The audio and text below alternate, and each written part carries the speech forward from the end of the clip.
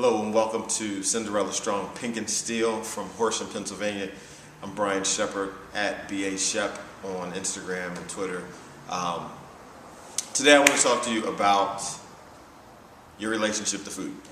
And I want to do this because I know we're getting ready to go into a new year and people are getting ready to make a lot of declarations and changes to their diet. They're going to, make some choices to change their life around.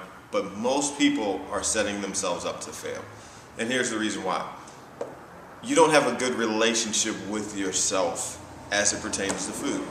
And so what I like to do when I'm working, this being a women's only training facility, I like to give examples of food, nutrition, and training that correlate not only to food and nutrition, but also to real life.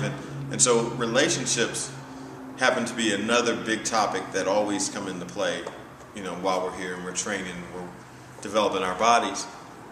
So relationships are a good way to explain things. And right now, the relationship that you have with your body is going to determine the amount of success that you have with whatever plans you're making for this new year coming up. See, we get into a place where we want to make immediate change. We want to see stuff happen right now. We see the latest information out on Instagram or on the web, where they're telling you to do this and eat this many calories and to do that. The problem is your body is not ready for that. Your body is not in a position where it's going to be able to handle that much change. Think about a relationship. If you're in a relationship with someone and they have been pretty much neglecting you and haven't been really paying you a lot of attention or giving you a lot of time or really communicating with you in your love language, but then all of a sudden on one given day they decide to change and do everything different, more than likely you're going to be pretty skeptical of them because it's such a drastic change, and that drastic change is going to put you into a state of shock. And so when your body goes into shock, it's going to start to produce chemicals. It's going to be resistant. Even when the stress is a good stress, the shock of the big change is going to cause your body to shut down a little bit so that it can recalibrate. Think about when you change the temperature in a room. The temperature, though you've changed the dial, the temperature in the room does not automatically just change.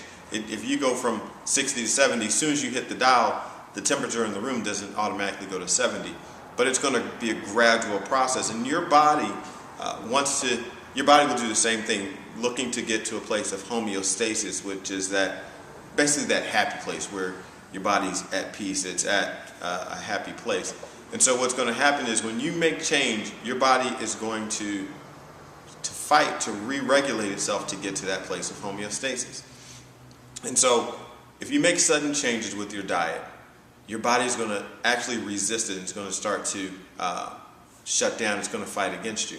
But same thing in a relationship. If you start to take time gradually and introduce change, perhaps you haven't told a person that you love them, all year long. All of a sudden, you may not want to run in, just start hugging all of them and kissing all of them. They may not be ready for all that. But if you just start to say little things, I appreciate you, or I care for you, how may I help you today? If you start to do little things, then the atmosphere of your relationship can change. Same thing with your body.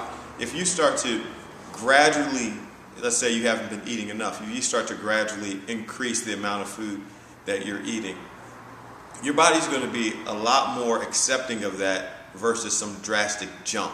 If you go from 1,000 calories to all of a sudden you're going to 1,500 calories, your body's not going to be happy with that. So you want to introduce change in a way that is over time.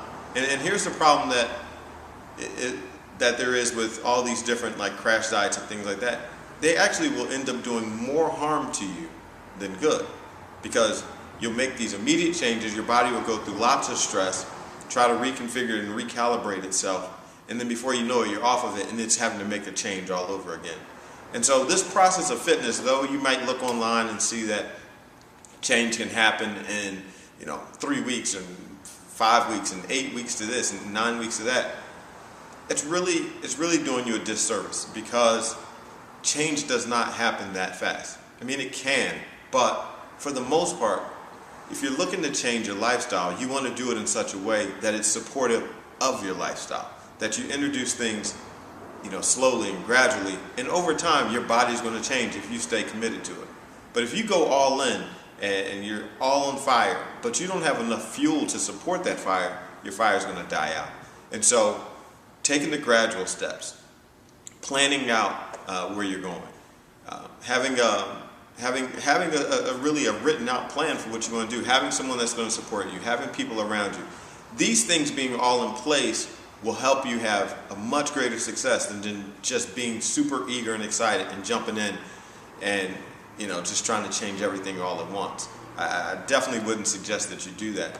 But in these next few days before the new year starts, if you really want to have success going into the new year, take some time and start to find out where you are. Take a self-evaluation to really look at yourself and say, where am I? Where are you in your relationships? Where are you in the way that you approach food? Where are you in terms of your mindset about how you feel about yourself? Because all these things will impact and have a significant impact on the success you have with your nutrition and with your eating. Because generally, people, when they feel bad about themselves, they either eat or not eat. Or if they feel good, they either eat or not eat. And so you want to be in a place where you know yourself, where you can take a look at yourself, see where you're at, and then plan for what's going to happen in the new year. Start to write out your meals. But before you start changing all your food, look at what you currently do. Take the next few weeks and write down how much you're taking in. Because if you know how much you're taking in, then you can start to gradually introduce food, and your metabolism will be supportive of the change that's happening, and you'll see more change happen in your body because you're not doing something in a crash way. Same thing in your relationships. If your relationships are suffering, start to gradually introduce what it is that you want to see happen in the relationship. If you want to see a relationship thrive and become more romantic, take an assessment of where it's at. Take an assessment of where you are in relationship to your partner, and then start to gradually make change. And if you do that, then over time, the process of becoming strong does its perfect work, and you will become stronger. So I hope this helps. Get out a piece of paper, write down where you're at, write down where you want to go, and if you need help making a plan, just connect with us and we can help you. Have a great day.